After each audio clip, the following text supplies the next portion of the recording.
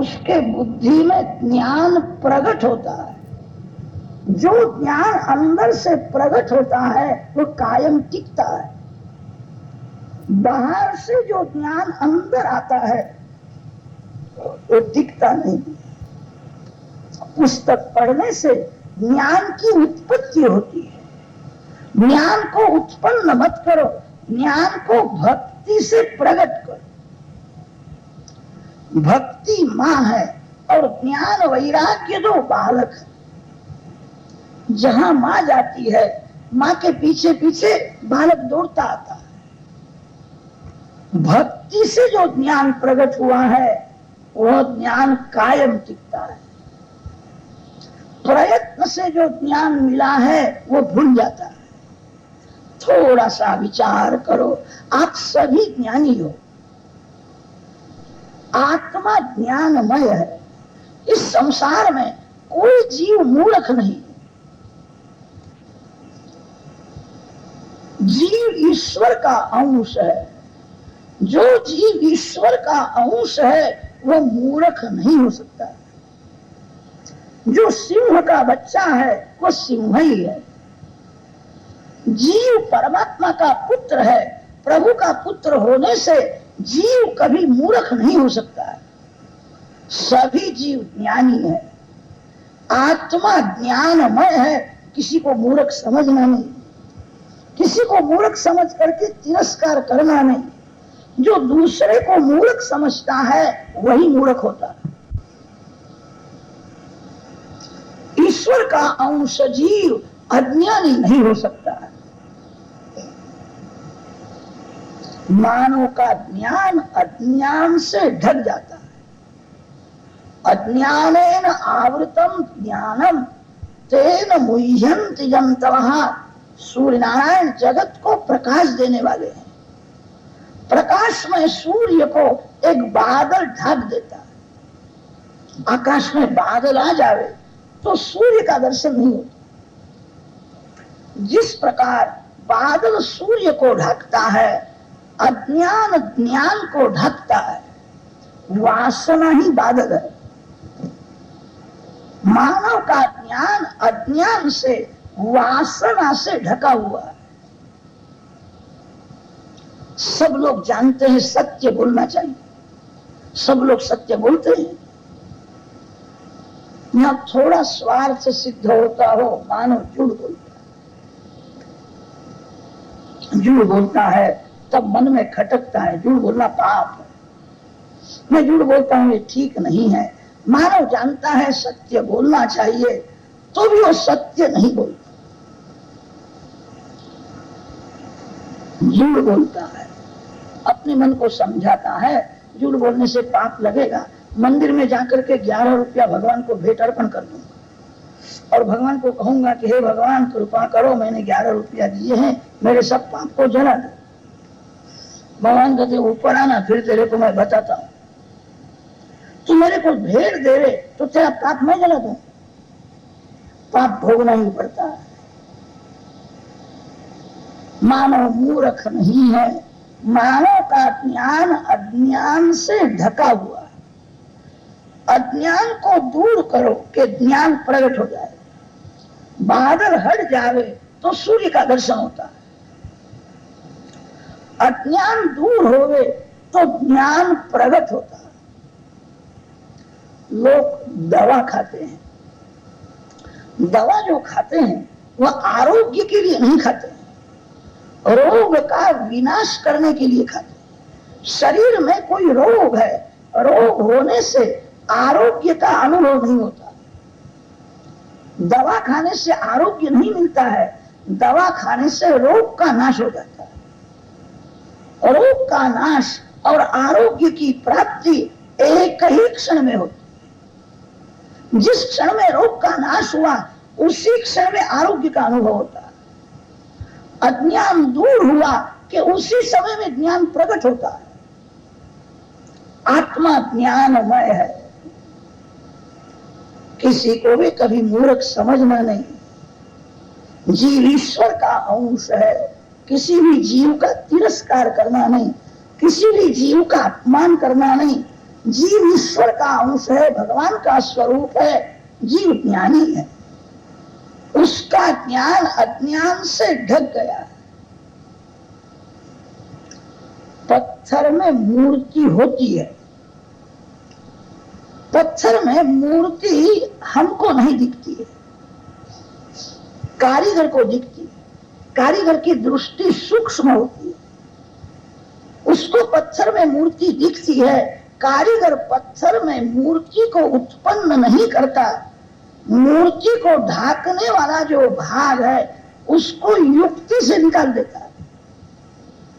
मूर्ति को ढाकने वाला भाग निकल जावे तो पत्थर में मूर्ति प्रकट हो जाती है, पत्थर में मूर्ति उत्पन्न नहीं होती है। पत्थर में मूर्ति है, साधारण मानव को नहीं दिखती है। कारीगर की सूक्ष्म दृष्टि होने से उसको दर्शन होता है कि पत्थर बहुत अच्छा है, मूर्ति बहुत सुंदर होगी। कारीगर मूर्ति को ढाकने वाला भाग युक्ति से निकाल देता है, तब पत्थर में से मूर्ति प्रकट होती है। अज्ञान को दूर करो, ज्ञान प्रकट हो जाए। विदुर जी कैसी भक्ति करते थे, विदुर जी के जैसी भक्ति करो। विदुर जी की भक्ति भोग के लिए नहीं है, विदुर जी की भक्ति भगवान के लिए। बहुत से लोग थोड़ी भक्ति तो करते हैं, ऐसा समझते हैं भक्ति करने से जीवन में कोई दुख का प्रसंग आवेगा नहीं, मैं सुखी हो जाऊंगा, मैं भक्ति करूंगा तो मेरे को पैसा बहुत मिलेगा, मैं भक्ति करूंगा तो मेरे जीवन में कोई दुख आवेगा नहीं। ऐसा नहीं होता। भक्तों के जीवन में भी अनेक दुख के प्रसंग आते। सुख दुख अपने कर्म का फल है। भक्ति करने से सुख दुख की असर मन के ऊपर नहीं होती। जिसको भगवान का आनंद मिला है, प्रभु प्रेम में जिसका हृदय पिघला हुआ रहता है, उसको सुख मिले तो राजी नहीं होता है। वो जानता है ये सुख तो क्षणिक है। भक्तों को सुख मिलता है तब सुख में वो राजी नहीं होते, उनके मन पर सुख की असर नहीं होती है। जो मन भक्ति रस में तरबोल हुआ है, भक्ति का अर्थ यह है भगवान से आनंद लेना है, भगवान का आनंद लेना। मानव जड़ वस्तु से आनंद लेने के लिए जाता है, परिणाम में दुखी होता है। कितने गरीब लोग ऐसे होते हैं, उनको ऐसा लगता है घर की मोटर हो तो मोटर में बैठ करके घूमने में बहुत आनंद आता है। मैं गरीब हूं, दुखी हूं, मेरी मोटर नहीं है। श्रीमान लोग बड़े सुखी है, ऐसा गरीब समझता है। ठीक है, मोटर से सुख तो मिलता है, उससे दुख भी मिलता है। रास्ते में मोटर पंचर हो जाए तो फिर खबर पड़ती है मोटर में कैसा सुख है। बहुत गर्मी पड़ी है, आगे पीछे पानी का बिंदु भी नहीं है, और धूप में मोटर रास्ते में पंचर हो, मोटर से सुख होता है। आनंद कोई जड़ वस्तु में नहीं है, आनंद भगवान देते हैं। संसार के जड़ पदार्थ सुख देते हैं और दुख भी देते हैं। आनंद भगवान से मिलेगा। संसार में आपको सुख मिलेगा और संसार में दुख भोगना ही पड़ेगा।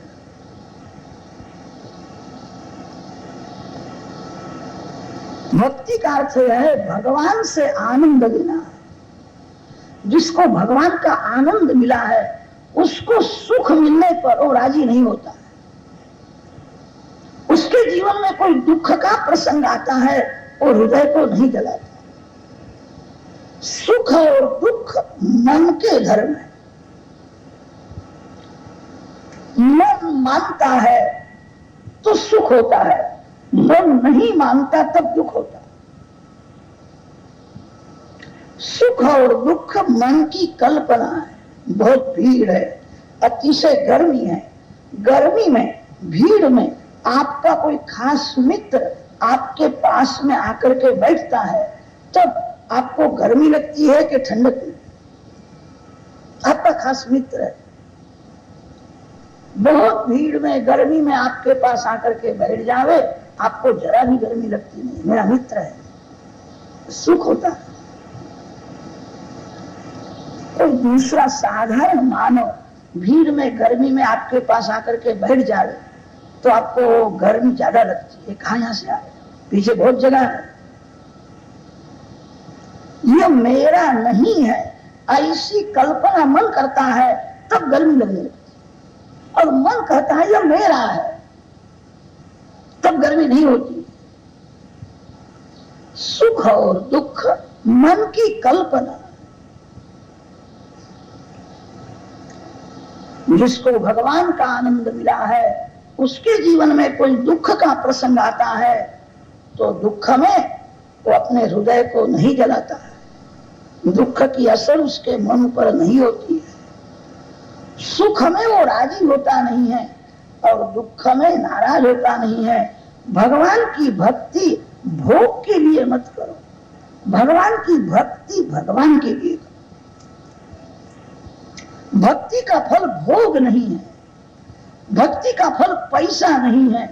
परमात्मा की भक्ति परमात्मा के लिए करो, भगवान आपके घर में आवेंगे। जो भगवान की भक्ति भगवान के लिए करता है, आप ऐसी इच्छा तो रखो कि मेरे घर में भगवान आवे, मेरे घर में भगवान भोजन करे, मेरे को देखना है भगवान कैसा भोजन करते। जिसकी इच्छा शुद्ध है उसी की क्रिया शुद्ध होती है। इच्छा शुद्धि के बिना क्रिया शुद्धि नहीं होती। इच्छा को शुद्ध रखो, भगवान मेरे घर में आए, मेरे घर में भगवान भोजन करे। भगवान की भक्ति जो भगवान के लिए करता है उसके घर में भगवान आते हैं। भक्ति उसकी सफल है भगवान को जब भूख लगती है। भगवान जब मांग करके खाते हैं, जहां अतिशय प्रेम होता है वहां मानव भी मांगता है, मेरे को भूख लगी है, मेरे को कुछ खाने का दो। और जहां कम प्रेम है वहां कोई देवे तो भी देता नहीं। अतिशय प्रेम होने पर मानव भी मांगता है, परमात्मा के साथ ऐसा प्रेम करो। वेदों में वर्णन आया है भगवान को भूख नहीं लगती है, भगवान को कभी प्यास नहीं लगती। भगवान आनंदमय है, गंगा मैया को कभी प्यास नहीं लगती। ऋग्वेद में वर्णन है द्वासु पर्णा सयुजा सखाया समानम वृक्षम परिशस्व जाते तयोरन्य पिप्पलम स्वादुवत्ति अन्यः अनश्नन्नभिचाकशीति। संसार वृक्ष है, संसार वृक्ष में दो पक्षी बैठे हैं। जीव रूपी पक्षी विषय रूपी फल खाता है तो भी दुर्बल है। दूसरा जो पक्षी है उसका नाम शिव है। जीव और शिव संसार वृक्ष में बैठे हैं।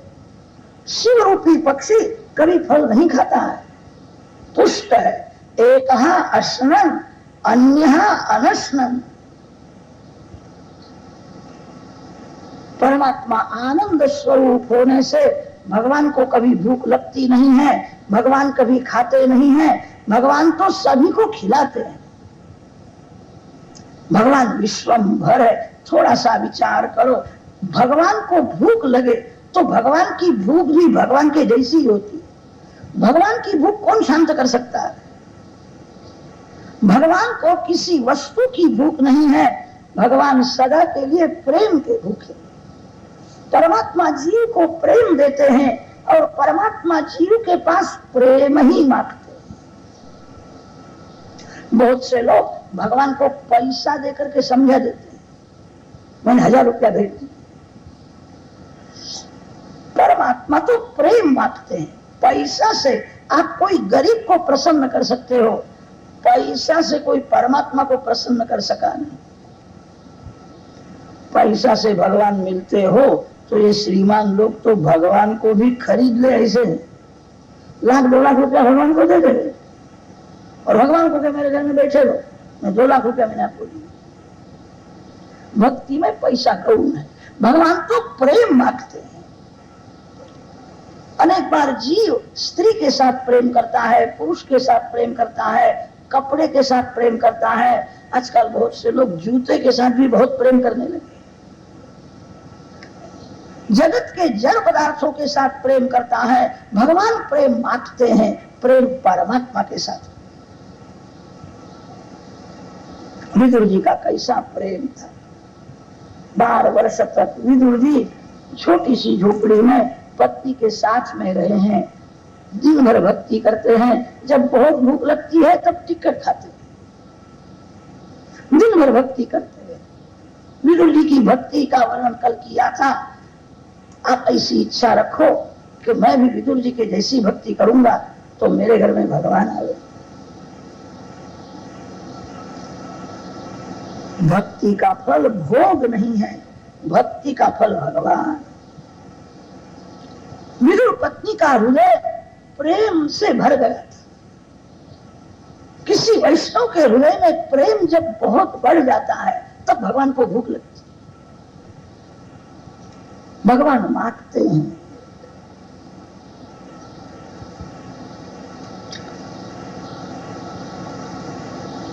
यशोदा मैया बाल कृष्णलाल को गोद में लेकर के समझाती, बेटा कन्हैया अब तू बड़ा हुआ है, गोपियों के घर में जाकर के माखन की चोरी करता है, ये अच्छा नहीं है। मैं तेरे को माखन दूंगी, घर में बहुत माखन है, मैं तेरे मित्रों को माखन दूंगी, चोरी करना छोड़ दे।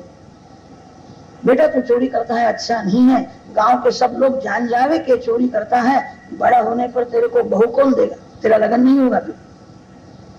यशोदा मैया लाला को समझाती है, चोरी करना छोड़ दे, घर का माखन क्यों नहीं खाता है। महाकृष्ण ने कहा भैया मैं क्या करूं, मेरे को घर का माखन भाता ही नहीं। ये गोपियों का माखन बहुत अच्छा होता है।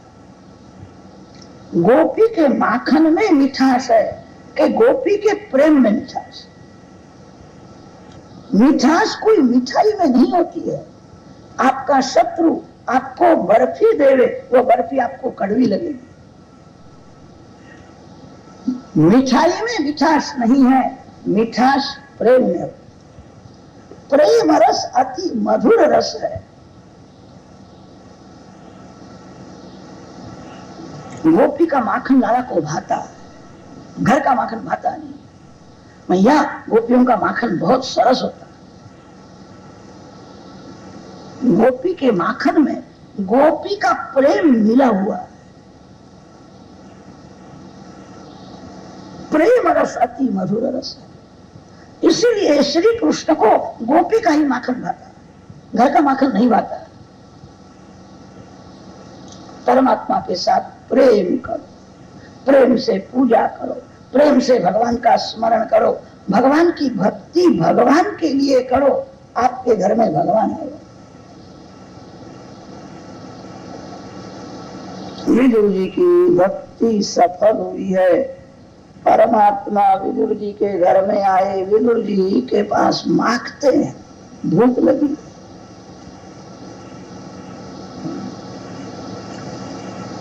छप्पन भोग में जो स्वाद नहीं आया सो स्वाद विदुर जी के घर में भोजन में आया। भगवान ने कहा है विदुर पत्नी की बहुत इच्छा थी, एक बार भगवान मेरे को काकी जी, मेरे पतिदेव को काका जी कहते हैं। एक बार भगवान जिसको अपनाते हैं अंत काल में उसको भगवान लेने के लिए जाते। विदुर पत्नी की भावना है मेरी वृद्धावस्था है, अब शरीर बहुत दिन तक नहीं रहेगा,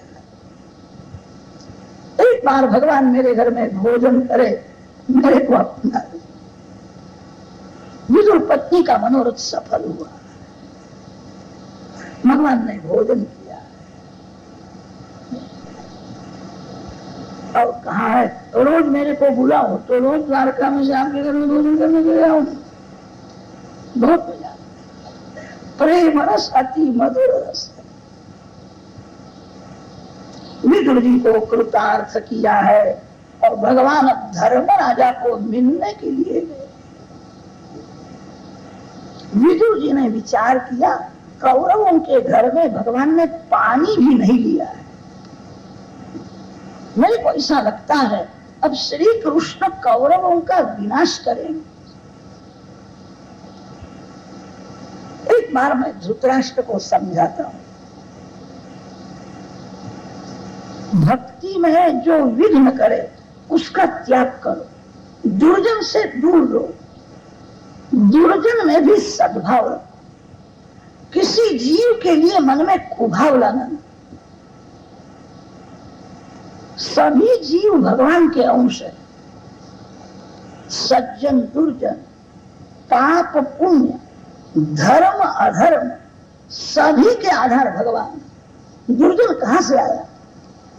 दुर्जन से दूर रहना अच्छा है, दुर्जन के लिए मन में कुभाव रखना अच्छा नहीं। जगत के किसी भी जीव के लिए जो कुभाव रखता है उसके भक्ति में विघ्न आता है। भागवत में वर्णन किया है, धर्म भगवान के हृदय में है और अधर्म भगवान के पीठ में है। अधर्मी से दूर रहो, अधर्मी का तिरस्कार मत करो।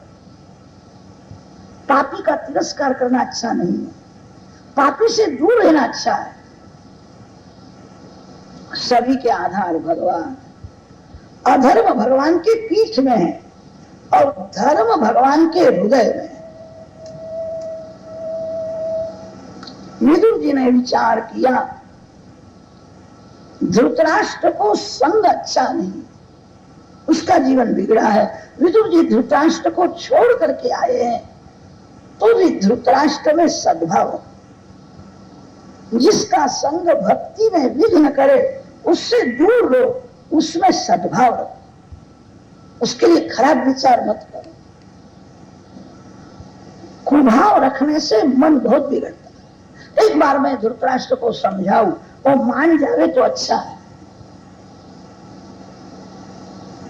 विदुर जी धृतराष्ट्र को समझाने के लिए आए। महाभारत के उद्योग पर्व में उसी को विदुर नीति कहते हैं। यन्मन्त्रिणो वैदुरिकं वदन्ति,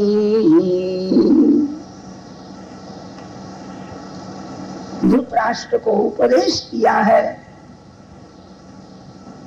अति से जब पाप बढ़ता है तब पापी प्रजा उत्पन्न होती,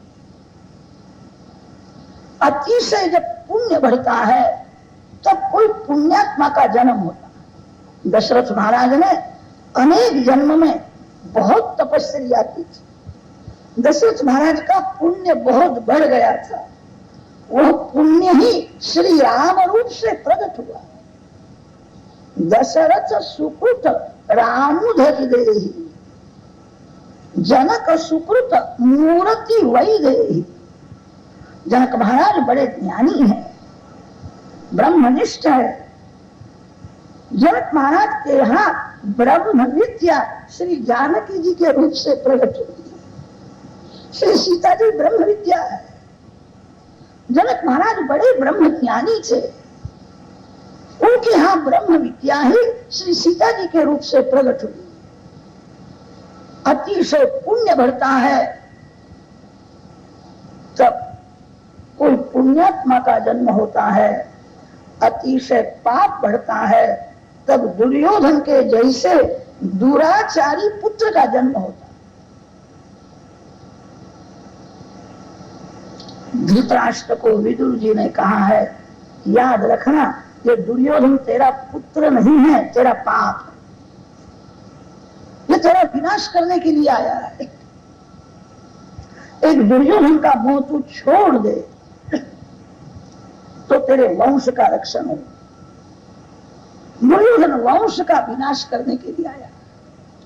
जो अति पापी है उसको एक पैसा भी नहीं देना चाहिए। अति पापी को धन मिले तो ज्यादा पाप करेगा। धृतराष्ट्र को विदुर जी समझाते हैं, पांडवों को भगवान ने अपना लिया है, कौरवों का विनाश हो। अभी बाजी तेरे हाथ में है, धर्मराजा को अर्धा राष्ट्र दे दे। पांडवों के साथ युद्ध करना नहीं, पांडवों को भगवान ने अपना लिया।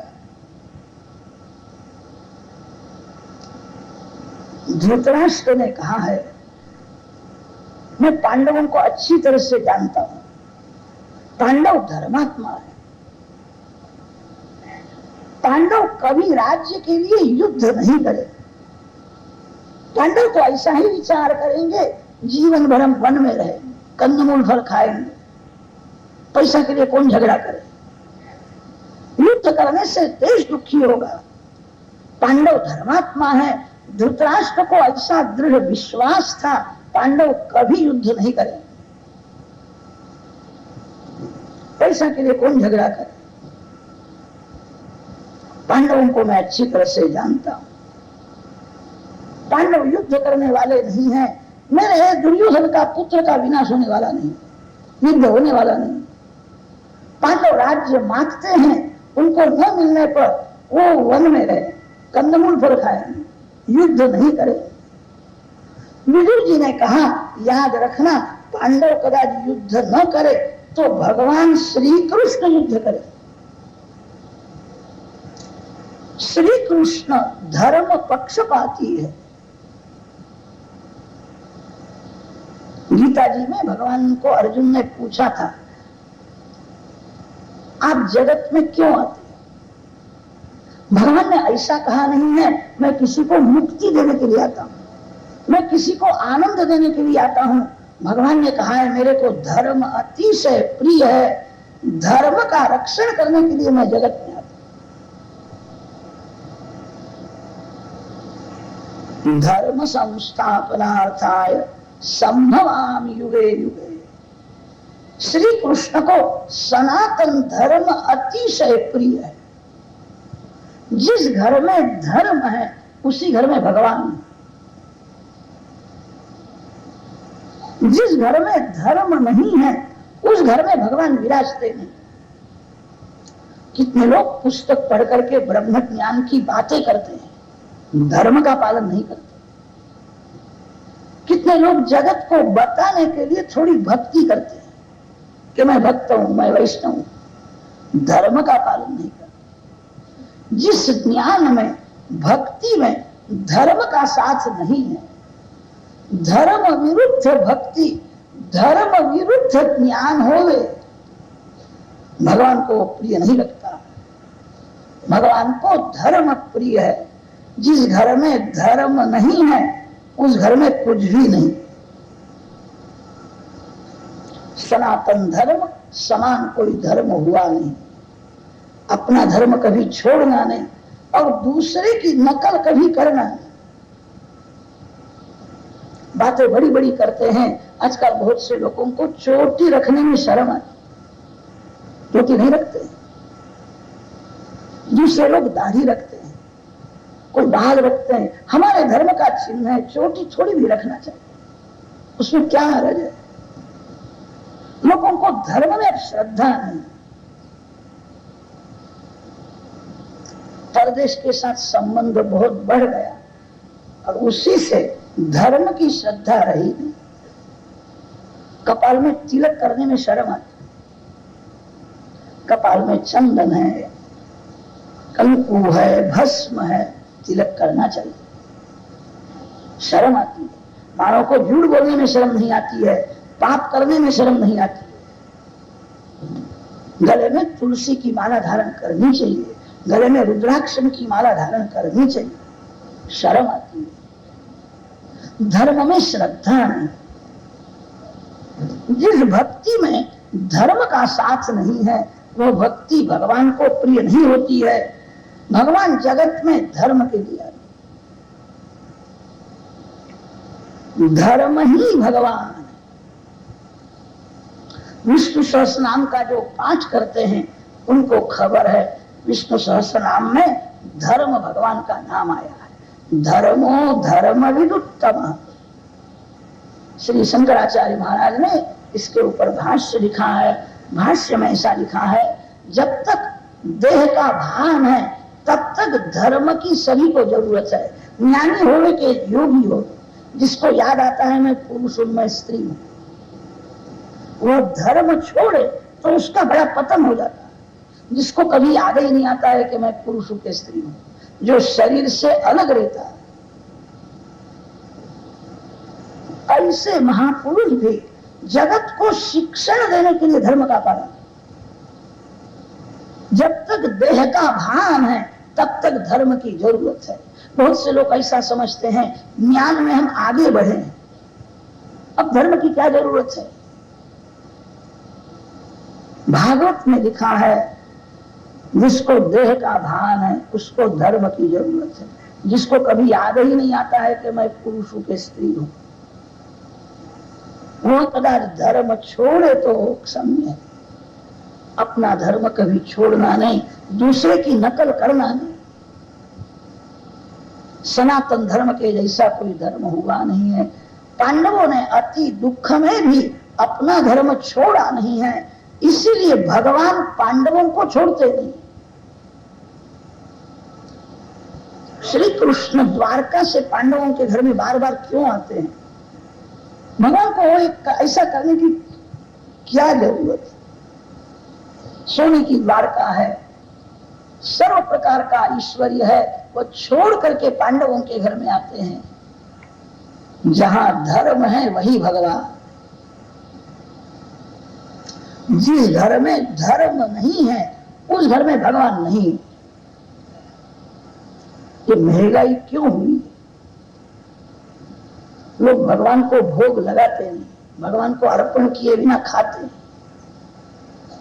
इसीलिए महंगाई। पृथ्वी के पति परमात्मा है। पृथ्वी धर्म के लिए अन्न उत्पन्न करती है। बछड़ा होवे तो ही गाय दूध देती है, गाय में दूध होता है। बछड़ा न होवे तो गाय सब दूध पी जाती है। गाय जिस प्रकार बछड़े के लिए दूध देती है, धरती धर्म के लिए अन्न प्रकट करती है। जहां धर्म है वहां धरती सब कुछ देती है। भारत भूमि सुवर्ण भूमि है। इस भूमि में हीरा माणिक सोना भरा हुआ है। भारत में कभी दुकाल आवे नहीं। वेदों में तो ऐसा वर्णन है, भारत में दूध की घी की नदियां बहती थी। घृतस्य धारा अभिजातसी। जिस देश में दूध की नदियां बहती थी, अब दूध बाटली में आने लगा है। थोड़े वर्षों के बाद लोग घी किसमें लावेंगे कुछ खबर पड़ती नहीं। लोग अब धर्म का पालन नहीं करते हैं, धर्म छोड़ दिया है। धर्म में श्रद्धा रही नहीं है। धर्म को जो छोड़ता है उसको भगवान छोड़ देते हैं। जो अपने धर्म में स्थिर रहता है, घर में पवित्रता से रसोई करो। रसोई घर को पवित्र रखना चाहिए। रसोई घर अन्नपूर्णा जी का मंदिर है। साधारण कोई मानव रसोई घर में आवे नहीं, अन्न जल को छुए नहीं। स्पर्श से अनेक दोष उत्पन्न होते हैं। रसोई घर को पवित्र रखो। बहुत से लोग चंपल पहन करके रसोई घर में जाने लगे, अपने को बड़ा सयाना समझते हैं। ऐसा मानते हैं तो सुधरे हुए, सुधरे के बिगड़े तो भगवान जाने। रसोई घर अन्नपूर्णा जी का मंदिर है। पवित्रता से रसोई करो। कभी बाजार का खाना नहीं। बाजार का जो खाता है उसकी बुद्धि बहुत बिगड़ती है। बाजार की वस्तु में अनेक की नजर पड़ती है, दृष्टि दोष आता है। बाजार की वस्तु में स्वच्छता भले होवे, पवित्रता जरा भी नहीं। 6 महीने तक बाजार का खाना छोड़ दो, घर में पवित्रता से रसोई करो, भगवान को भोग लगाओ। 6 महीना पवित्र अन्न पेट में जावे, फिर देखो बुद्धि कैसी सुधर। आजकल माताओं को रसोई करने में आलस आता है, सो बाजार का मंगाती है और बच्चों को खिला देती है, बच्चों की बुद्धि बिगड़ जाती है। घर में रसोई करना भक्ति है। कितनी माताएं बाहर बहुत घूमती है, घर में प्रेम से रसोई करे तो भगवान प्रसन्न हो जाए। कितनी माता ऐसी समझती है मंदिर में जाकर के काम करना भक्ति है, घर का काम करना व्यवहार है। ऐसा नहीं है, आपके घर के मालिक भगवान, घर के लोग भोजन करने वाले हैं, ऐसा समझ करके जो रसोई करे ये व्यवहार माना जाता है। मेरे भगवान के लिए मैं रसोई करती हूँ, भगवान भोजन करने वाले हैं। ऐसा हृदय में प्रेम हो तो रसोई करना भक्ति है। वेदों में वर्णन आया है, मोघमन्नम विन्दते अप्रचेताः, केवलाघो भवति केवलादि, केवलादि केवल अघः भवति। भगवान के लिए जो रसोई करता है पवित्रता से मेरे भगवान भोजन करने वाले, ऐसा हृदय में भाव है। रसोई में 2-4 घंटे का जो समय जाता है, भगवान मानते हैं ये रसोई नहीं करता, मेरी भक्ति कर रहा है। भगवान के लिए रसोई करो, पवित्रता से रसोई करो, भगवान को भोग लगाओ। आपके घर में अन्नपूर्णा जी का अखंड वास हो। तो महंगाई कब से होने लगी? लोग टेबल कुर्सी ऊपर बैठ करके खाने लगे, तभी से महंगाई हो गई। परदेश का अनुकरण करते हैं, टेबल कुर्सी ऊपर बैठ करके नहीं खाना चाहिए। पवित्र आसन हो, भगवान को भोग लगाओ, अग्नि में आहुति दो, फिर अन्न अमृत हो जाता है। अमृतस्य उपस्तरणमसि, अमृतस्य पिधानमसि, अमृतवत भुंजीत। वेदों में वर्णन आया है। अन्न को अमृत बनाओ। भगवान को भोग लगाने के बाद अन्न अमृत हो जाता है। भगवान के आंख में अमृत है। भगवान भोजन करते हैं तब अन्न में दिव्य स्वाद आता है। पवित्रता से रसोई करो, भगवान को भोग धरो, अग्नि में आहुति दो, अन्न को अमृत बना करके पवित्र आसन में बैठ करके भगवान का स्मरण करते हुए भोजन करो। 6 महीना करके देखो, आपका अंतरात्मा बोलेगा 6 महीना पहला मेरा मन बहुत बिगड़ा हुआ था, अब थोड़ा मन सुधर गया, अब पाप कम होता है। 6 महीने तक पवित्र अन्न पेट में जावे तो बुद्धि सुधरती है।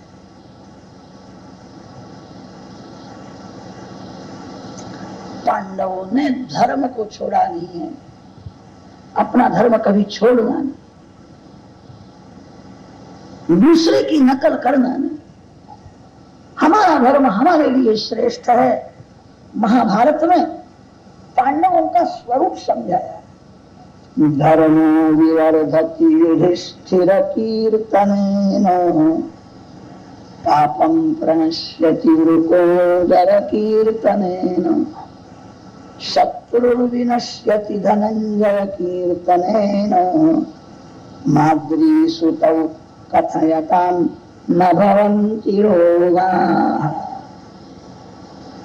अर्जुन नर है, भगवान श्री कृष्ण नारायण, नर नारायण की जोड़ी है।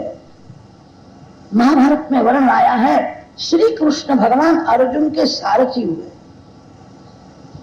सारथी होने का अर्थ है नौकर होना। जो जगत का मालिक है, जो लक्ष्मी का पति है, वह अर्जुन का नौकर हुआ है। गीता जी के आरंभ में अर्जुन बोलता है, सेनयोर उभयोर मध्य रथम स्थापय में अच्युत, मेरा रथ वहां ले जाओ। कोई मालिक अपने नौकर को कहता है मेरी गाड़ी वहां ले जाओ। भगवान अर्जुन के नौकर क्यों हुए? अर्जुन में ऐसा कौन सा सद्गुण है कि जो जगत का मालिक है वो अर्जुन का नौकर हुआ? अर्जुन में एक ही बड़ा सद्गुण है, अर्जुन धर्म को बड़ा भाई मानता है। धर्म ही मेरा भाई है। महाभारत के वन पर्व में प्रसंग आता है, पांडव राजमहल में रहते थे, सुखी थे, वनवास में अति दुखी हुए हैं। दुख में एक बार भीमसेन ने धर्मराजा को सुनाया है, भैया आप जुगाड़ खेलने के लिए गए इसलिए हमारी यह दुर्दशा हुई। भीमसेन आवेश में बोले। तब अर्जुन भीम को समझाते हैं, भीम कभी ऐसा बोलना नहीं, बड़े भैया जो करते हैं वो योग्य ही होता है, धर्म ही बड़ा भई है। धर्मराज बड़े ज्ञानी हैं, क्षत्रिय का धर्म है कोई युद्ध करने के लिए बुलावे तो जाना चाहिए, जुगाड़ खेलने के लिए कोई बुलावे तो जाना चाहिए। धर्मराज धर्म समझ करके जुगाड़ खेलने के लिए, कपट से दुर्योधन जुगाड़ खेलता है इसीलिए हार हुई। बड़े भैया जो करते हैं वो योग्य है, धर्म को बड़ा भाई मानो, आपके सारथी श्री कृष्ण हो जाए। शरीर ही जीवात्मा का रथ है, इंद्रिया सारथी है, इंद्रिया घोड़े हैं। इंद्रियों की लगाम भगवान के हाथ में दे दो, भगवान के हाथ में लगाम न होवे तो इंद्रिय रूपी घोड़े ये रथ को खड्डे में फेंक देंगे।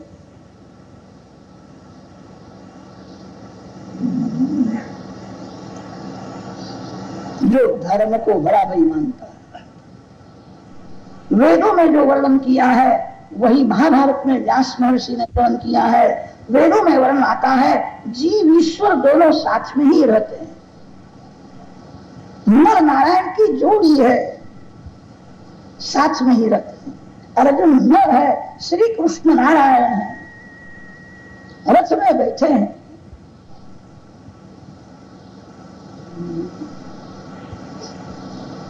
अर्जुन जीव है, युधिष्ठिर महाराज धर्म की मूर्ति है, भीमसेन बल है, नकुल ज्ञान है, सहदेव बुद्धि है। पंच पांडवों के साथ द्रौपदी का लग्न हुआ, द्रौपदी के 5 पति है, पांडव एक ही है, द्रौपदी के 5 पति नहीं है। एक ही तत्व के 5 नाम है, तत्व एक है। द्रौपदी दया का स्वरूप है, दया का लग्न धर्म के साथ हुआ है। जो धर्मिष्ठ है वो दयालु होना चाहिए, दया का साथ न होवे तो धर्म अधर्म के जैसा हो जाए।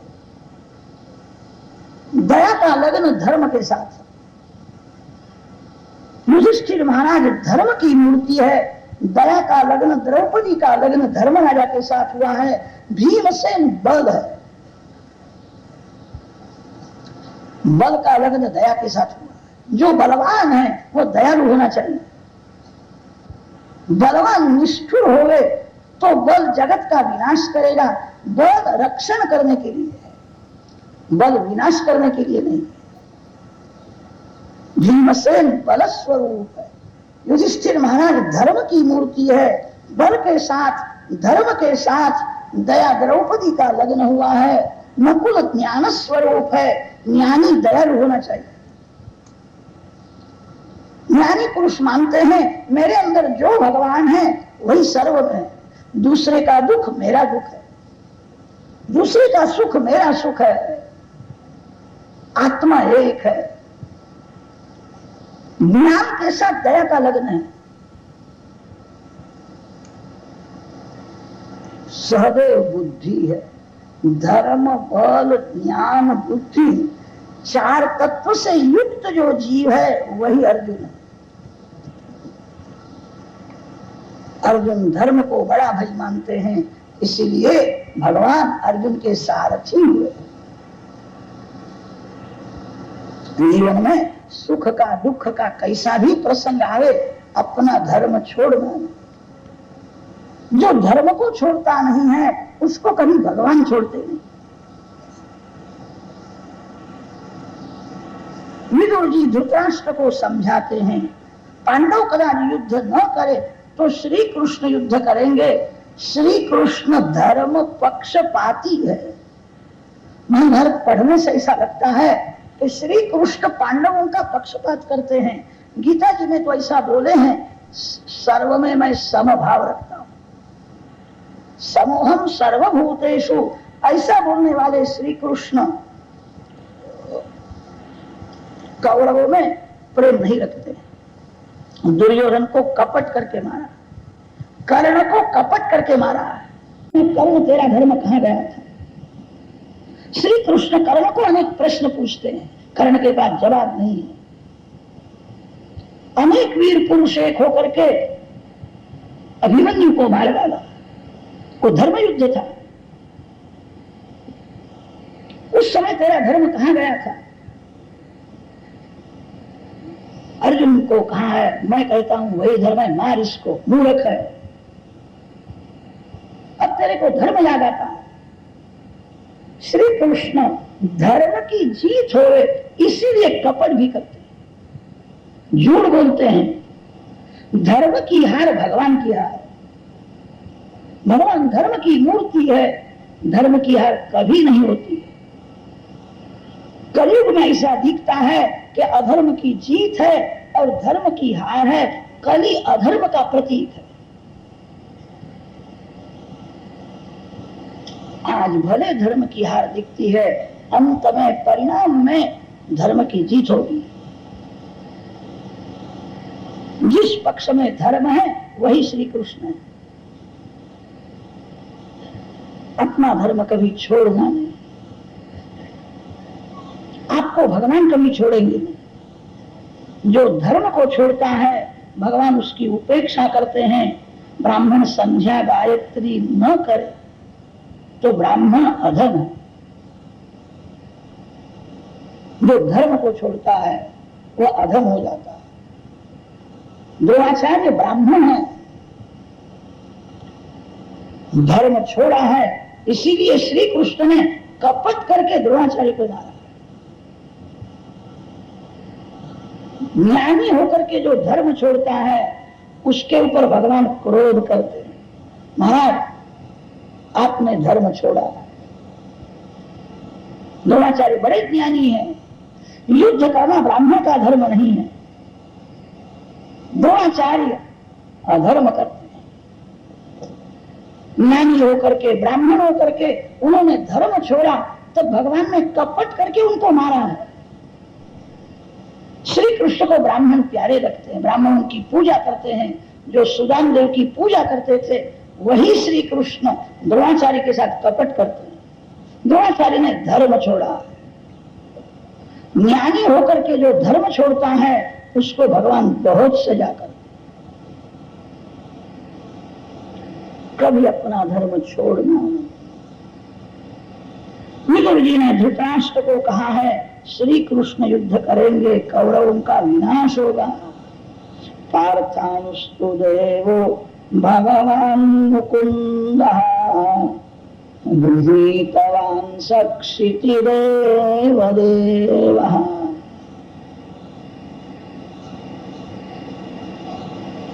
उस समय दुर्योधन के सेवक वहां आए थे, ये सब बातें सुनते हैं।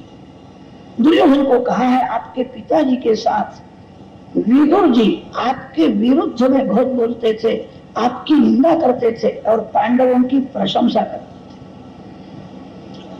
दुर्योधन को क्रोध आया है, सभा में विदुर जी को बुलाया। विदुर जी सभा में आने के बाद दुर्योधन विदुर जी की निंदा करता है, विदुर जी को गाली देता है, तिरस्कार करता है। जिसको भक्ति का रंग लगा है उसके मन पर निंदा की असर नहीं होती। जिसको भक्ति का रंग लगा नहीं है उसी के मन पर निंदा की असर होती। कितने लोग गीता जी का रोज पाठ करते हैं, तुल्यनिंदा स्तुतिर्मयि संतुष्टो येन केन। केवल पाठ बोलने से लाभ नहीं है। कोई प्रत्यक्ष में निंदा करे, पीछे से निंदा करे, सच्ची निंदा करे कि झूठी निंदा करे, निंदा की असर मन पर जरा भी न हो तो समझना मेरी भक्ति बराबर।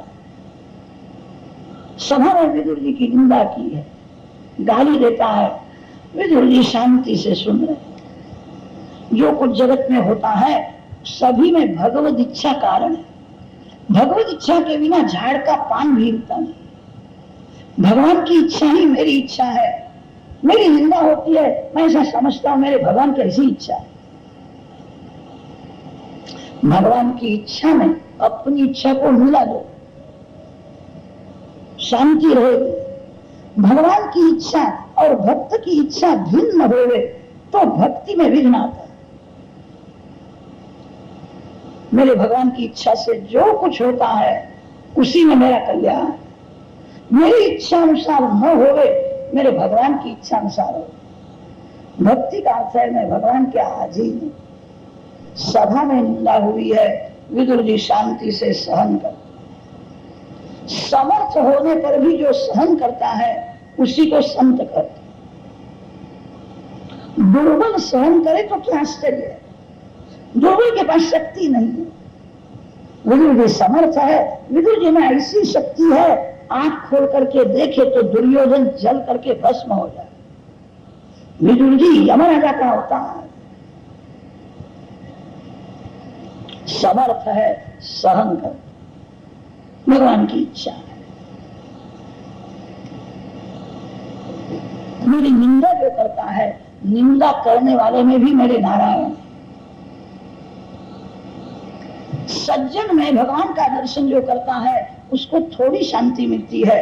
जिसको दुर्जन में भी भगवान का दर्शन होता है उसको बहुत शांति मिलती है। मेरे नारायण सर्व में है तो मेरी निंदा करने वाले दुर्योधन में नारायण नहीं है। दुर्योधन के हृदय में भी मेरे भगवान विराजमान।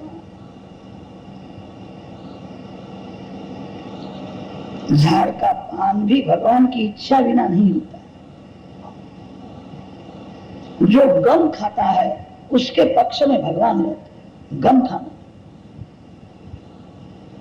कदाच आप पैसा लगेगा कि महाराज कथा में सुनते हैं तब तो ठीक लगता है, घर में जाने के बाद याद रहता नहीं, भूख लगी है, घर में कुछ भी तैयारी नहीं है और कोई कहे गम खाओ, कैसे गम खाओ।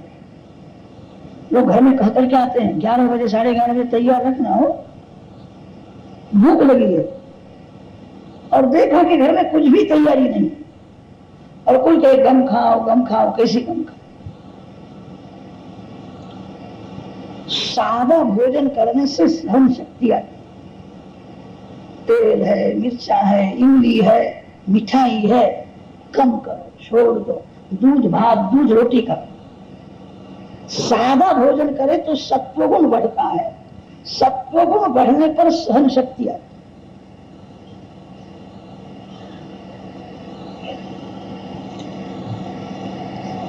विदुर जी गम खाते। दुर्योधन की ऐसी इच्छा है, विदुर कुछ बोले तो मैं ज्यादा सुनूं। विदुर जी कुछ बोलते नहीं है। दुर्योधन का क्रोध बढ़ गया है। दुर्योधन क्रोध में बोलता है, नौकर को कहा इसको धक्का मार के निकाल दो यहां से, मेरी निंदा करता है। दुर्योधन के सेवक विदुर जी को धक्का मारने को तैयार हो। विदुर जी ने विचार किया, अब मेरे भगवान मेरे को ऐसा कहते हैं, यहां से उठ जाते।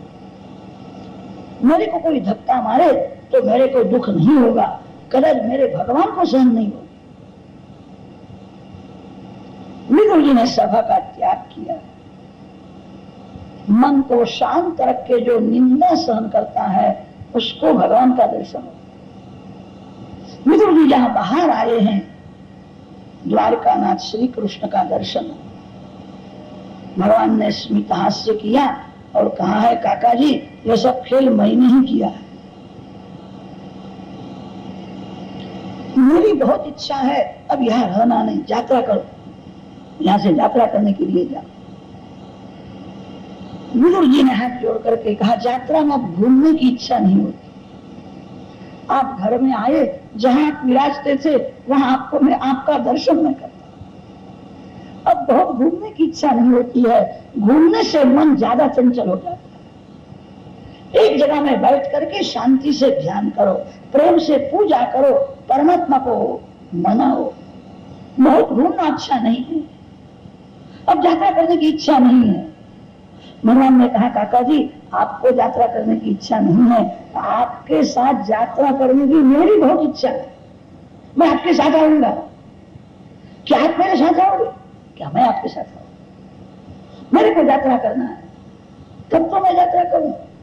विदुर जी के साथ श्री कृष्ण सनिर्गता कौरव पुण्य लबुधो गवाया तीर्थ पद पदानि अन्वाक्रम पुण्य चिकीर्षयोर्याम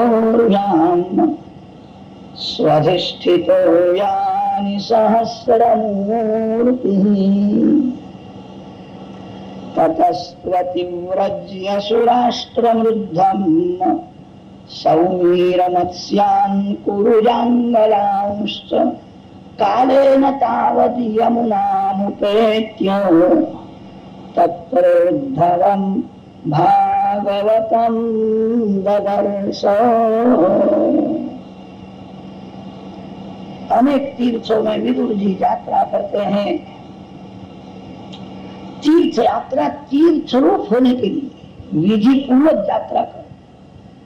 आजकल बहुत से लोग स्पेशल ट्रेन में यात्रा करने के लिए जाते हैं, वो विधि पूर्वक यात्रा नहीं होती है। इस प्रकार तो कौवा भी घूमता घूमता काशी में जाता है और प्रयाग में जाता है। स्पेशल ट्रेन में यात्रा विधि पूर्वक नहीं होती, यात्रा विधि पूर्वक होनी चाहिए। किसी भी तीर्थ में जाओ तो प्रथम एक दिन उपवास करो। तीर्थोपवास बिना तीर्थ स्नान का अधिकार नहीं मिलता है। शास्त्रों में ऐसा लिखा है, किसी भी तीर्थ में जाओ प्रथम अपने माता पिता की पूजा करो, फिर देव की पूजा है। जो माता पिता की पूजा नहीं करता उसके हाथ की पूजा देवलोक नहीं देते। तीर्थ में श्राद्ध करो, श्राद्ध में माता पिता की पूजा होती है। आजकल के लोग तीर्थ में जाकर के श्राद्ध नहीं करते, पैसा बहुत बढ़ जाता है तो यात्रा का निमित्त करके घूम के आते हैं। जो माता पिता का श्राद्ध नहीं करता उसके हाथ की पूजा देवलोक नहीं लेते। यह शरीर माता पिता का ऋणी है। शरीर में जो रुधिर है वो मां ने दिया है, और शरीर में जो हड्डी और मांस है वो पिता ने दिया है। प्रथम माता पिता की पूजा होती है। मातृदेवो भव पितृदेवो भव। तीर्थ में श्राद्ध करने की बहुत जरूरत है।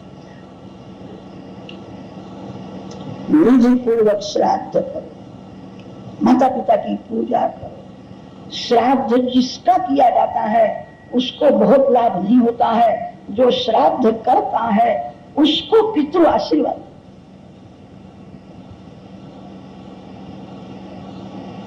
श्राद्ध में श्रद्धा मुख्य है। लोग श्राद्ध नहीं करते हैं, इसलिए यात्रा का फल मिलता नहीं। विदुर जी प्रत्येक तीर्थ में श्राद्ध करते हैं, माता पिता की पूजा करते हैं। प्रत्येक तीर्थ में कोई पाप छोड़ना चाहिए। पाप छोड़ने से यात्रा का फल मिलता है। आज से मैं झूठ नहीं बोलूंगा, कुछ भी होवे मैं आज से क्रोध नहीं करूंगा। जो पाप छोड़ता है उसी को यात्रा का फल मिलता है। आजकल बहुत से लोग ऐसे हुए हैं जो फल भाता न हो वो तीर्थ में जाकर के छोड़ के आते हैं। फल छोड़ने से यात्रा का फल मिलता है, पाप छोड़ने से पुण्य। गया जी की यात्रा विधि पूर्वक करनी हो तो गया जी में अनेक दिन होना पड़ता है, अनेक श्राद्ध करने पड़ते हैं। राम गया, प्रेत गया, बुद्ध गया, फल्गु नदी के किनारे श्राद्ध होता है, विष्णुपाद के ऊपर श्राद्ध होता है, अक्षयवट की छाया में श्राद्ध होता है। कितने लोग ऐसे हो गए हैं एक दिवस में ही 2-3 श्राद्ध कर देते हैं, तो बराबर नहीं है। पितृ एक दिवस में एक ही बार भोजन करते हैं, श्राद्ध में पितरों का भोजन होता है। एक दिवस में पितृ 2 बार भोजन नहीं करते हैं।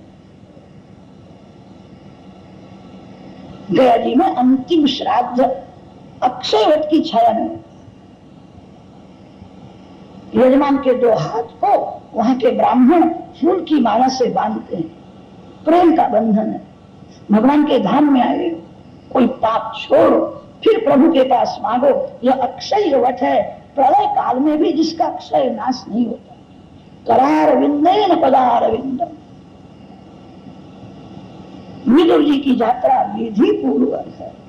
विधि पूर्वक जो यात्रा करता है वो तीर्थ रूप होता है।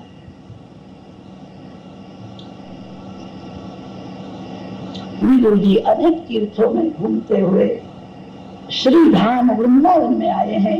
वृंदावन प्रेम धाम है। काशी ज्ञान भूमि है। काशी में ज्ञान की सिद्धि जल्दी होती है। काशी में ज्यादा नहीं तो 9 महीना तक रहना चाहिए। गंगा स्नान नित्य करे। काशी में थोड़ा पाप करे तो उसकी सजा बहुत होती है। गंगा जल से काशी विश्वनाथ की पूजा करे, अभिषेक करे। 9 महीने तक प्रेम से जो काशी विश्वनाथ की पूजा करता है, गंगा स्नान करता है। काशी ज्ञान भूमि है। काशी में ज्ञान जल्दी प्रकट होता है। श्री अयोध्या जी चित्रकूट वैराग्य की भूमि। श्री अयोध्या चित्रकूट में आज भी विरक्त संतों का दर्शन होता है। आपको कभी अनुकूलता मिले तो महीना 2 महीना जाकर के रहो। चित्रकूट के संतों का ऐसा नियम होता है, प्राण जावे तो भी किसी के पास मांगना नहीं। उनकी ऐसी भावना होती है, मैं श्री जानकी जी का सेवक, मैं श्री सीता जी का दास हूं, मैं किसी मानव के पास नहीं मांगता। मेरे प्राण जाए। मांगते नहीं है। मांगना तो क्या, किसी के सामने देखते भी नहीं। बहुत गरीब आई है, अतिशय भूख लगती है तब सतवा खाते, दिल में सीताराम सीताराम सीताराम सीताराम जप करते। कोई देवे तो देते हैं। उनकी भावना ऐसी होती है, श्री सीता मां मेरे को देते, मेरा पोषण करने वाली श्री जानकी। विरक्त संतों का दर्शन चित्रकूट में होता है, श्री अयोध्या जी में होता है। लोग यात्रा करते हुए चित्रकूट अयोध्या जी में जाते हैं, 1-2 दिन वहां रहते हैं, पेड़ा बर्फी खा करके वहां से वापिस आ जाते। यात्रा हो गई। ऐसे कई यात्रा होती है। प्रत्येक तीर्थ में भजनानंदी संत होते हैं। किसी संत के साथ स्नेह करो। संतों का एक नियम होता है, कभी किसी मानव का स्मरण करना नहीं। मानव का स्मरण करे उसके मन में माया आती है। जो माया में फंसा हुआ है उसको याद करो तो आपके मन में माया आ जाए। संतों का ऐसा नियम होता है, कभी मानव का स्मरण करना नहीं। किसी साधु संत के साथ ऐसा स्नेह करो, आपके लिए उनके हृदय में प्रेम होवे। किसी समय भगवान के ध्यान में, सेवा पूजा में आपको याद करे तो आपका कल्याण हो जाए। संत के साथ ऐसा स्नेह करो कि ध्यान में, सेवा पूजा में कभी मेरा स्मरण करे। संत किसी मानव का स्मरण नहीं करते हैं। उनका नियम होता है, जो मलमूत्रधारी है, जिसके शरीर में मलमूत्र है, उसको कभी याद नहीं करना चाहिए। मलमूत्रधारी को जो याद करता है उसका मन बिगड़ता है। किसी संत के साथ ऐसा स्नेह करो। संत कृपा से ही भक्ति का रंग लगता है। भक्ति करने की बहुत लोगों को इच्छा होती है, इच्छा मन में ही रह जाती है, भक्ति हाथ से नहीं होती है। कोई संत जब हृदय से आशीर्वाद देते तभी भक्ति का रंग लगता है। श्री धाम वृंदावन प्रेम भूमि है। गोकुल में, वृंदावन में भगवान श्री कृष्ण खुले पांव गायों के पीछे चले। यशोदा मैया बाल कृष्ण को बार बार समझाती है, बेटा बहुत गर्मी है, मेरा लाल अति कोमल है, तो खुले पांव चलता है, मेरे को दुख होता है, बेटा जूता पहनना चाहिए। जूता पहन करके जाता। श्री कृष्ण यशोदा मैया को समझाते हैं, मां मेरा नाम गोपाल कृष्ण है। भगवान के अनेक नाम। यशोदा मैया के गोद में जो खेलते हैं उनका नाम बाल कृष्ण है। कुंज विहारी कृष्ण है, राधा रमण श्री कृष्ण, गिरिराज धरण श्री कृष्ण, रास विहारी श्री कृष्ण, मथुरानाथ श्री कृष्ण, द्वारकाधीश श्री कृष्ण, पार्थ सारथी श्री कृष्ण। एक वैष्णव ने उनको पूछा था, महाराज आपके बहुत से नाम हैं, आपको कौन सा नाम बहुत अच्छा लगता है, आपको कौन सा नाम प्रिय है? श्री कृष्ण ने कहा था, मेरा नाम जो गोपाल कृष्ण है और मेरे को बहुत प्यार है, मैं गोपाल, मैया मैं गोपाल। यशोदा माँ ने कहा, बेटा मेरा कन्हैया गोपाल है। मैया गोपाल का अर्थ तो जानती है। यशोदा मैया बहुत ही कम पढ़ी लिखी थी। यशोदा मैया ने कहा, मैं कुछ समझती नहीं, सब गोपाल गोपाल बोलते, तो मैं भी गोपाल गोपाल बोलती, मैं समझती नहीं। बालकृष्ण ने यशोदा मैया को समझा दिया है, मैया गोपाल का अर्थ होता है जो गाय की सेवा करे, जो गाय का नौकर, उसको गोपाल। मैया मैं गाय का नौकर हूं, मेरी गाय पांव में जूता कहां पहनती है? मेरी गाय खुले पांव चलती है, तो गाय का नौकर भी खुले पांव चलता, मैं गाय का नौकर हूं। मैया मैं गायों की सेवा करने के लिए यहाँ आया, मैंने पूर्व जन्म में सब कुछ किया, मैंने गायों की सेवा नहीं की, इसलिए मैं यहां आया। यशोदा मैया को आश्चर्य होता है। यशोदा मैया प्रेम से बाल कृष्ण को पूछती है, बेटा कन्हैया तेरे को पूर्व जन्म याद आता है? मैया मैं आंख बंद करके बैठता हूँ, जब थोड़ा थोड़ा याद आ जाता है, तो बेटा बताना तेरे तू पूर्व जन्म में कौन था? बाल कृष्ण ने कहा, मैया मैं पूर्व जन्म में बड़ा राजा था, मैंने सब कुछ किया, मैंने गायों की सेवा नहीं की। राम ही श्री कृष्ण हुए, श्री राम श्री कृष्ण दोनों एक है। रामचंद्र जी ने सब कुछ किया है, राक्षसों का विनाश किया, अनेक यज्ञ किए, प्रजा को धर्म का शिक्षण दिया। राम राज्य में प्रजा बहुत सुखी थी, राम जी ने सब कुछ किया। राम जी ने गायों की सेवा नहीं की थी, राम गायों की पूजा करते थे। राम राजा धीराज है, घर में नौकर बहुत है। राम जी को कभी कभी गायों की सेवा करने की इच्छा होती थी, तब नौकर ना बोलते थे, आप मालिक हो, आप राजा धीराज हो, जाओ यहां से जाओ, सेवा तो हम करेंगे। राम को दुख होता था, मेरे को लोगों ने राजा धीराज बनाया, मेरे को कोई गाय की सेवा नहीं करने देता है। राम ने ऐसा निश्चय किया था, भविष्य में अवतार धारण करना पड़े, किसी राजा के घर में नहीं जाऊंगा, किसी ब्राह्मण के घर में नहीं जाऊंगा, मैं गोवाल के घर में ही जाऊंगा। श्री राम ही श्री कृष्ण, श्री कृष्ण ही श्री राम, श्री राम श्री कृष्ण दोनों एक। कितने लोगों ने थोड़ा ऐसा दुराग्रह रखा है कि श्री कृष्ण में 16 कला परिपूर्ण है, रामचंद्र जी में 2 कला कम है। ऐसा कितने लोग बोलते हैं। ये व्यास महर्षि को मान्य नहीं है, वेदों को मान्य नहीं है। वेदों ने वर्णन किया है राम परिपूर्ण है, व्यास महर्षि ने वर्णन किया है राम परिपूर्ण है, रामचंद्र जी में 2 कला कम है। ऐसा जो बोलते हैं वो साहस करते हैं। साक्षात ब्रह्ममयो हरि, श्री राम श्री कृष्ण दोनों एक ही है, दोनों परिपूर्ण। मैया मैं गायों की सेवा करने के लिए आया हूं, मेरी गाय खुले पांव चलती है, मैं गायों का नौकर हूं। मैया मैं जूता नहीं पहनूंगी, मैया मेरी चिंता करना नहीं, मां को समझा दिया है। खुले पांव गोकुल में वृंदावन में गायों के पीछे चले हैं, इसीलिए गोकुल की वृंदावन की रज अति पवित्र है। द्वारका में तो श्री कृष्ण राजा धीराज है, वहां खुले पांव कभी चले नहीं। व्रज रज इसीलिए अतिशय पावन, श्री कृष्ण प्रेम भरा हुआ है। वहां विदुर जी को उद्धव जी का दर्शन हुआ है। उद्धव जी बद्रिक आश्रम में जाते थे, मार्ग में मिले हैं। मेरे को बद्रिक आश्रम में जाना है, भगवान ने मेरे को भागवत धर्म का उपदेश दिया है। विदुर जी ने कहा कि वो उपदेश सुनने की मेरी बहुत इच्छा है, मैं लायक तो नहीं हूं, मैं वैष्णव उनका नौकर, मैं आपका दास, मेरे ऊपर कृपा करो, मैं लायक नहीं हूं तो मैं भगवान का हूं। हस्तिनापुर में भगवान आए थे, बड़े बड़े राजा लोग उनको निमंत्रण देते थे, किसी के यहाँ गए नहीं, इस गरीब के झोपड़ी में भगवान है। इस तुच्छ पापी जीव को एक बार भगवान ने अपनाया। मैं लायक तो नहीं हूं, मैं भगवान का हूं।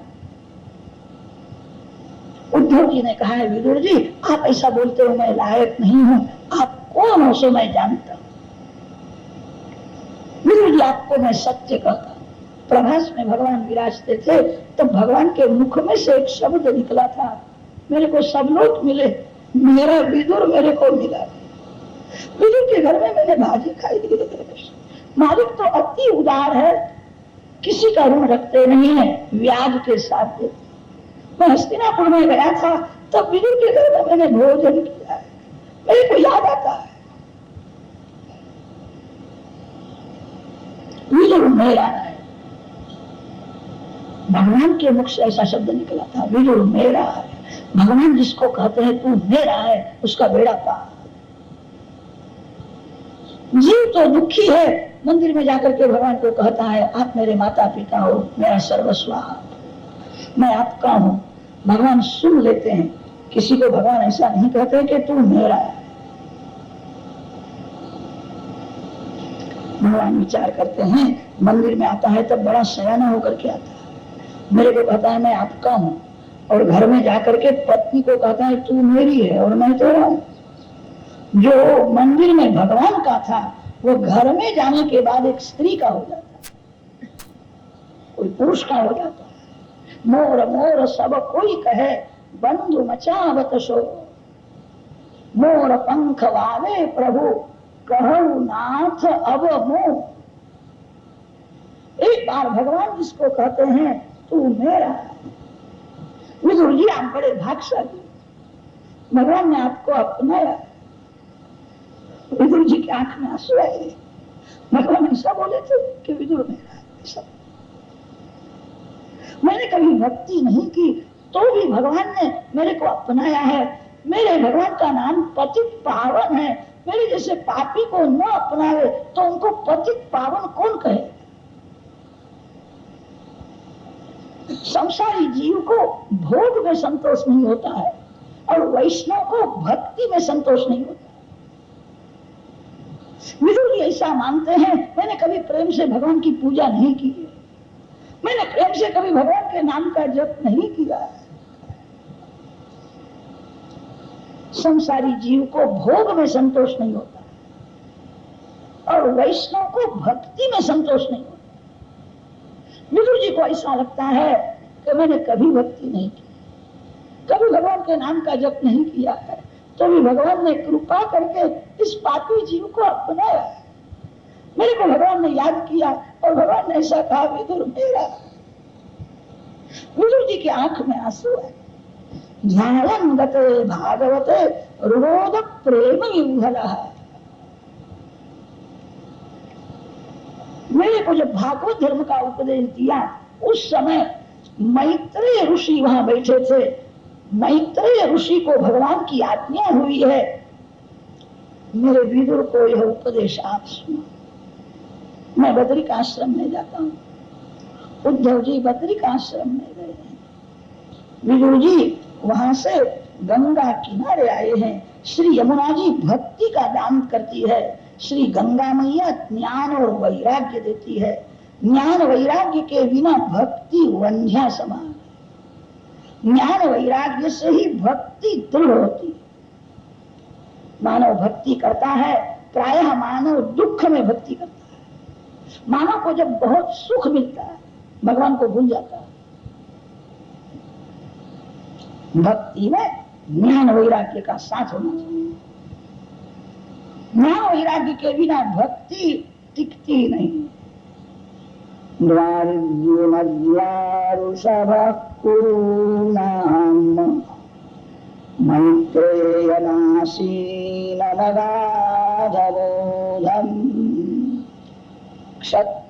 क्षत्रोपसृत्याच्युत भाव शुद्धा अप्रच्छ संशील्य गुणाभितृप्तः सुखाय कर्माणि करोति लोको न तैः सुखं वान्यदुपारमं वा। विन्देत भूयस्ततैव दुःखम् यदत्र युक्तं भगवान् वदेन्नः। गंगा किनारे मैत्रेय ऋषि के आश्रम में विदुर जी आए। मैत्रेय ऋषि को साष्टांग प्रणाम किया है। विदुर जी का विनय देख करके मैत्रेय ऋषि प्रसन्न, सुंदर आसन दिया। मैत्रेय ऋषि ने कहा है, आप मेरे को साष्टांग वंदन करें, मैं आपको अच्छी तरह से जानता हूँ, आप महान पुरुष हो। एक दिवस तो ऐसा आता है सभी जीव आपके सम्मुख हाथ जोड़ करके खड़े रहते, आप यमराजा का अवतार। मांडव्य ऋषि का शाप हुआ था, राजमहल में चोरी करके चोर भग जाते, सिपाही उनके पीछे पड़े थे, चोरी का माल मांडव्य ऋषि के आश्रम में फेंक। मांडव्य ऋषि के आश्रम में चोरी का माल मिला तो सिपाहियों को ऐसा लगा ये ऋषि नहीं है, चोर का सरदार है, साधु का वेश लेकर के बैठा। मांडव्य ऋषि को भी पकड़ा। राजा ने कुछ विचार किया नहीं और कहा सभी को सूली के ऊपर चढ़ा। दूसरे चोर सब मर गए। सूली के अग्रभाग में मांडव्य ऋषि 24 घंटे बैठे रहे। सूली का प्रवेश उनके शरीर में हुआ ही नहीं। राजा को ज्ञान हुआ है ये कोई संत है, भूल से सजा हुई, क्षमा मांगते हैं। मांडव्य ऋषि ने कहा राजा तेरे को मैं क्षमा करता हूं, अब यम राजा को मैं सजा करने के लिए जाता हूं। भरत इसको भी सजा कर सकता है, जो पाप करता है उसी को भय लगता है। जिसने पाप नहीं किया उसको यमराजा का भी भय नहीं लगता। यमराज मेरे को क्या करेगा, मैंने कभी पाप नहीं किया है। पाप का ही भय लगता है। जो निष्पाप है वो निर्भय होता है। मांडव्य ऋषि यमपुरी में गए हैं। यमराजा के 2 स्वरूप है। पापी के लिए यमराजा का भयंकर स्वरूप है, पुण्यात्मा के लिए यमराज सौम्य और शांत स्वरूप है। यमराज महान वैष्णव है। मांडव्य ऋषि को आसन दिया है, आपकी मैं पूजा करूं, आपने बहुत कृपा की है। मांडव्य ऋषि ने कहा तेरी पूजा देने के लिए मैं नहीं आया, आज तेरी मैं खबर देने के लिए आया। मैंने जीवन में कभी पाप किया नहीं है, सूली के ऊपर मेरे को क्यों चढ़ाया। चोपड़ा में देखते हैं समाज के नाम में कोई पाप जमा नहीं। यमराजा का धंधा बहुत बड़ा है, लाखों जीवों को सजा करनी होती है, कभी कभी भूल भी हो जाती है। महाराज के नाम में कोई पाप जमा नहीं, पाप किया ही नहीं था, भूल से सजा हुई। यमराज घबराए, ये ऋषि मेरे को शाप देंगे। यमराजा ने कहा है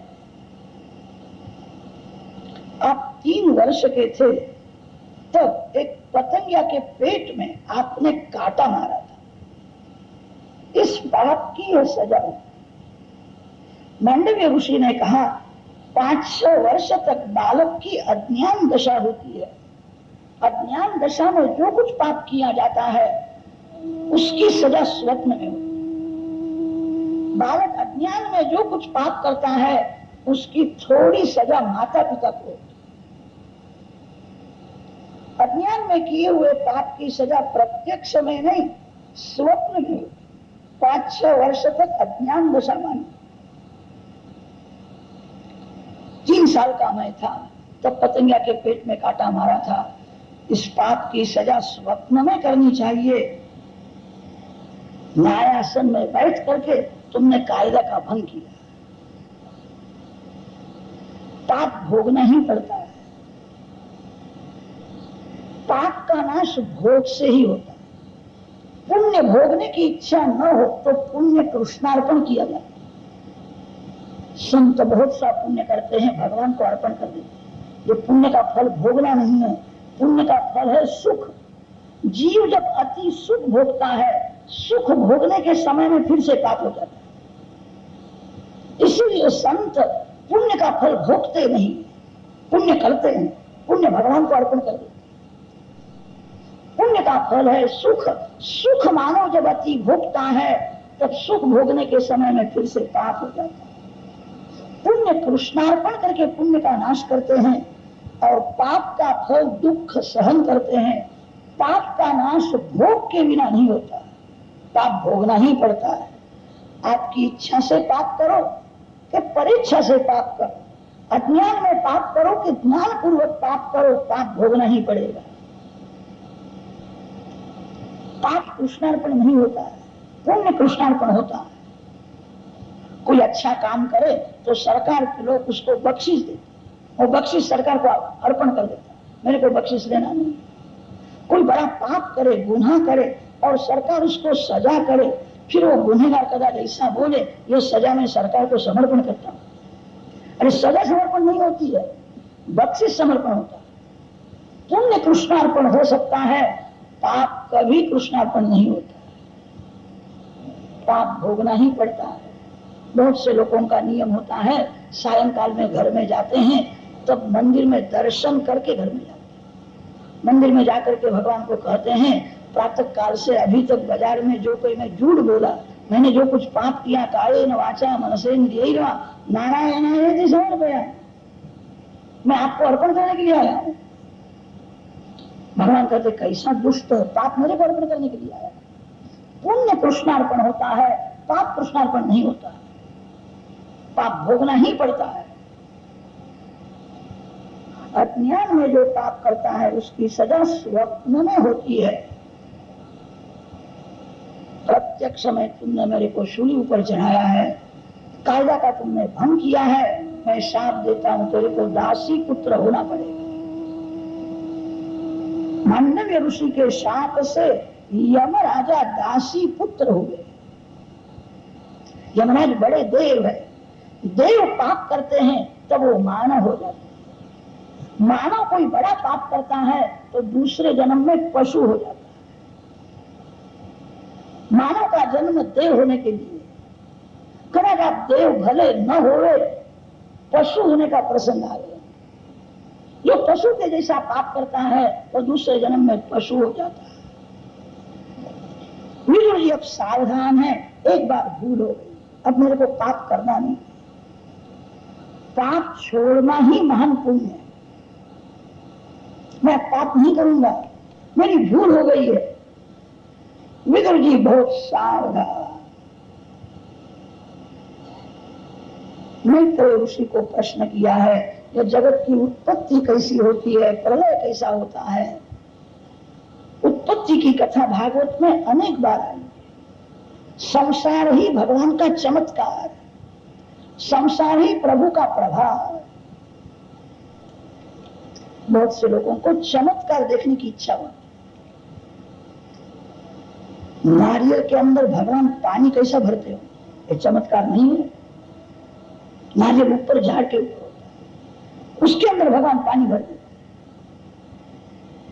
मोर का जो इंडा है वो सफेद होता है, उसमें भगवान रंग कैसा पूरते, कोई मानव कर सकता है। संसार ही भगवान का चमत्कार है। संसार को देख करके मानव थोड़ा विचार करे, ऐसा सुंदर संसार जिसने बनाया वो कैसा होगा। लोग जगत को देखने की इच्छा रखते हैं, जगत जिसने बनाया है उसको देखने की इच्छा नहीं होती। उत्पत्ति की कथा इसलिए अनेक बार आई है। जो कथा कल वर्णन की थी वही कथा फिर से आती है, फिर से तृतीय स्कंध में आती है, एकादश स्कंध में आती है। आज नारायण परमात्मा को खेलने की इच्छा हुई, प्रकृति पुरुष उत्पन्न होते हैं। प्रकृति पुरुष में से महत्तत्व, महत्तत्व में से अहंकार, अहंकार के तीन भेद हुए। ब्रह्मा जी नाभि में से कमल उत्पन्न होता है, कमल में ब्रह्मा जी प्रकट हुए हैं। ब्रह्मा जी ने 100 वर्ष तक तपश्चर्या की है, तभी नारायण का दर्शन।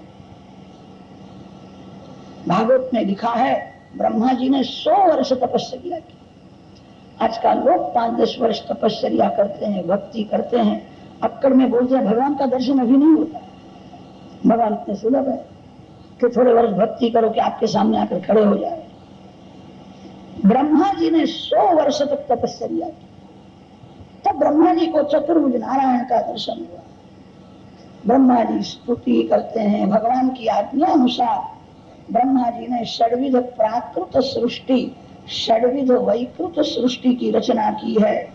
भगवान के दाहिने, ब्रह्मा जी के दाहिने अंग में से स्वयंभू मनु हुए, बाएं अंग में से शतरूपा रानी हुई।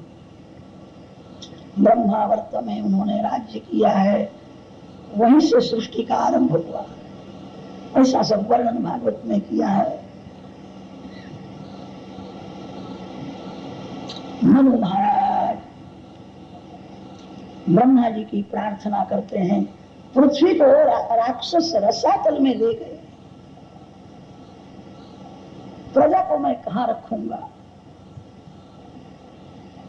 भगवान का ध्यान करते हैं। आज नारायण परमात्मा वराह रूप से प्रकट हुए। वराह नारायण ने गर्जना की है, पाताल में से पृथ्वी को बाहर ले आए। मार्ग में हिरण्याक्ष मिला है, हिरण्याक्ष का उद्धार किया। पृथ्वी की स्थापना जल में की है और मनु महाराज को पृथ्वी का राज दिया। राजा प्रजा को प्रसन्न करने के लिए वहां भगवान वैकुंठ धाम में जाते हैं। वराह नारायण की कथा सुनने के बाद थोड़ा सा मनन करने की आज्ञा दी है। वराह भगवान ने हिरण्याक्ष का उद्धार किया। हिरण्याक्ष शब्द का थोड़ा विचार करें। अक्ष शब्द का अर्थ होता है आंख और हिरण्य शब्द का अर्थ होता है सोना। सुवर्ण को हिरण्य कहते हैं। जिसके आंख में पैसा है वही राक्षस है। हिरण्याक्ष लोभ का स्वरूप है। भक्ति में आंख मुख्य है। आंख में भगवान को रखो, आंख में काम आवे नहीं, आंख में पैसा आवे। आंख में पैसा आ जावे तो आंख होने पर भी मानव अंधा हो जाता है, पाप करता है। लोभ का बाप पाप है। लोभ से ही मानव पाप करता है। मानव पाप करता है इसीलिए भक्ति का आनंद उसको नहीं मिलता। लोग थोड़ी भक्ति करते हैं, पाप भी करते हैं। पाप छोड़ करके भक्ति करे तो भक्ति का आनंद मिले। मानव आंख से पाप करता है, जीभ से पाप करता है, मन से पाप करता है। पाप छोड़ना ही महान पुण्य। पाप होता है लोभ से। जो ऐसा मानता है भगवान ने मेरे को बहुत दिया है, वो पाप नहीं करता है। जिसको ऐसा लगता है कि भगवान ने मेरे को बहुत कम दिया, संपत्ति में संतोष मानो, मेरे भगवान अति उदार है, मैं लायक नहीं हूं तो भी भगवान ने मेरे को बहुत धन दिया। संपत्ति में जिसको संतोष है, संसार सुख में जिसको संतोष है, भोजन में जिसको संतोष है, वो पाप नहीं करता। पाप होता है लोभ से। लोभ को संतोष से मारो। लोभ मरने पर पाप छूटता है। जो पाप छोड़ता है उसी को भक्ति में आनंद आता है। भोजन में संतोष मानना चाहिए। आज तक मैंने बहुत खाया है, खाने से तृप्ति नहीं होती है, मन को समझाने से तृप्ति। कितने लोग याद रखते हैं, 8-10 दिन हुए पकौड़े खाए नहीं, आज होने दो। 8 दिन में नहीं खाए, याद रखा। आज तक कितने खाए कुछ याद रखा है? खाने से तृप्ति नहीं होती। जीव को मन को समझा दो, बहुत खाया। अब मेरा जीवन खाने के लिए नहीं, अब मेरा जीवन भजन के लिए। भोजन में जो संतोष है जिसको वो पाप नहीं करता, संसार सुख में जो संतोष मानता है, संपत्ति में जिसको संतोष है, उसके हाथ से पाप नहीं होता है। लोभ को मारो, लोग संतोष से मरे। लोग मरता है तब पाप छूटता है, पाप छूटने पर भक्ति का आनंद मिलता है।